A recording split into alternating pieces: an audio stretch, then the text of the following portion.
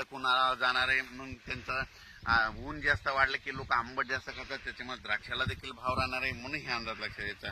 त्याच्यानंतर राज्यात शेतकऱ्याला सांगू इच्छितो की राज्यामध्ये सध्या तरी पावसाचं वातावरण नाही, खूप चांगलं आहे आणि 2025 ला देखील चांगला पाऊस पडणार आहे। जसा 2024 ला पडला तसाच 25 ला पडणार आहे। जूनच्या शेवटच्या आठवड्यात पेरणीला सुरुवात होईल म्हणून हे अंदाज देत आहे। पण राज्यात मात्र यावर्षी चांगला पाऊस पडणार आहे म्हणून ही शेतकऱ्यासाठी आता खूप शेतकऱ्याचे फोन येलेत, म्हणजे हरभरा काढणी चालू आहे, पाऊस येईल का, तूर काढणं चालू आहे, गहू काढणं चालू आहे। राज्यातल्या शेतकऱ्याला सांगितलं राज्यात सध्या काही पाऊस येणार नाही, फक्त ढगाळ वातावरण मात्र आणखीन 2 दिवस राहणार आहे म्हणून हा अंदाज लक्षायचा। राज्यातल्या शेतकऱ्याला सांगू इच्छितो की ज्यांचा हरभरा काढणी झालेला तर काढायला सुरुवात करा।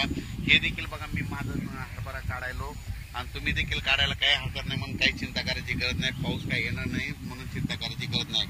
राज्यात मात्र आता जवळपास 15-16 तारखेपर्यंत हवामान कोरडं राहणार आहे, दिवसा ऊन वाढत जाणार आहे, थोडी गरमी राहणार आहे, रात्री 11 पर्यंत गरमी जाणवणार आहे आणि रात्री 12 ते सकाळी 7 वाजेपर्यंत थोडी थंडीची चाहूल देखील लागणार आहे म्हणून हा अंदाज लक्षात घ्यायचा। पूर्व विदर्भ, पश्चिम विदर्भ, दक्षिण महाराष्ट्र, उत्तर महाराष्ट्र, कोकणपट्टी, खानदेश सगळीकडे हवामान कोरडं राहणार आहे, अंशतः ढगाळ राहणार आहे म्हणून हा अंदाज लक्षात घ्यायचा। पण